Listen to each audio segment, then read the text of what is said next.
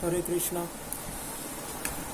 इस वीडियो में मैं पंडित अनिल कौशिक आज आपको भागवत के सप्तम स्कंद के बारे में बता लाऊंगा, जिसमें जब प्रहलाद जी ने पाठशाला में असुर बालकों को उपदेश दिया तो उन्होंने शंका की कि तुम्हारी अवस्था तो छोटे से हमारे साथ पढ़ते हो, तुम्हें ये इतना गहरा ज्ञान कहाँ से मिला।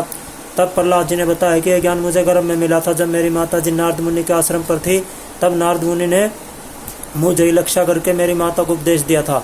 मेरी माता तो स्त्री स्वभाव होने के कारण भूल गई थी, लेकिन मुझे वो ज्ञान याद रह गया। तो प्रहलाद जी ने बताया कि नारद जी ने मेरी माता को बतलाया था कि है आत्मा शाश्वत है, यह शरीर नश्वर है। यह शरीर ऐसे है जैसे एक पौधे पर फल समय पर पकते हैं, पहले कच्चे होते हैं, फिर पकते हैं, फिर गिर जाते हैं। उसी तरह शरीर की अवस्थाएं होती हैं, ये मरता मिटता रहता है। लेकिन आत्मा इंशाअल्लाह का शाश्वत है, नित्य है, 12 गुणों से युक्त है। तो बुद्धिमान पुरुष जब इसको आत्मा का और शरीर का विवेक हो जाता है, तो जैसे कोई व्यक्ति जिसको पता हो खोजने की विधि, पत्थरों की खदान में से सोना खोज लेता, कोयले की खदान में से या पत्थरों की खदान में से, उसी तरह बुद्धिमान व्यक्ति, विवेकशील व्यक्ति सत्संग के द्वारा गुरु से ज्ञान प्राप्त करके इसी नाशवान शरीर में शाश्वत परमात्मा को अपने अंदर ही खोज लेता है।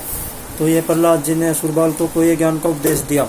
अब थोड़ा सा तत्व ज्ञान के बारे में बतलाया कि ये मूल प्रकृति है, महतत्व अहंकार, इसके अलावा पंच तन्मात्रा, ये 8 इसके प्रकृति के गुण हैं। फिर 3 गुण हैं, सत्व रजतम, और 8 16, और इसके अलावा है 10 कर्मेंद्रिया और ज्ञानेन्द्रिया 10 ये हो गए, एक मन हो गया। इसके अलावा 5 महाभूत पृथ्वी अग्नि जल वायु आकाश हो गए। इस प्रकार 16 तत्व हो गए।